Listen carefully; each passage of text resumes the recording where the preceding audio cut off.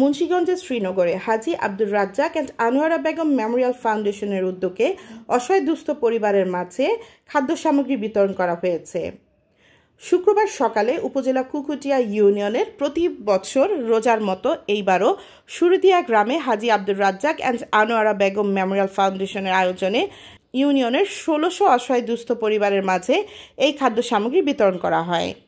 মোহাম্মদ শাকিল আরমান হুমায়ুনের পরিচালনায় ও শাহরিয়ার সাদিক নাফিজার সার্বিক সহযোগিতায় অতিথি হিসেবে উপস্থিত ছিলেন আব্দুর রাজ্জাক অ্যান্ড আনোয়ারা বেগম মেমোরিয়াল ফাউন্ডেশনের সম্মানিত উপদেষ্টা আলহাজ মোহাম্মদ মোজাম্মেল হক, কুকুটিয়া ইউনিয়ন পরিষদের চেয়ারম্যান আলহাজ বাবুল হোসেন বাবু। এছাড়া উপস্থিত ছিলেন কুকুটিয়া ইউনিয়নের ইউপি সদস্য আনজাম মাসুদ লিটন, তাজুল ইসলাম, তপন শেখ, তোফাইল শেখ, আরশাদ হাওলাদার, স্বপন শেখ, নজরুল ইসলাম, এম এ কায়ুম মিন্টু, সুলতান হাওলাদার, লাইজু আক্তার পাখি, জাকিয়া বেগম রোজি, রেখা বেগম সহ আরও অনেকে।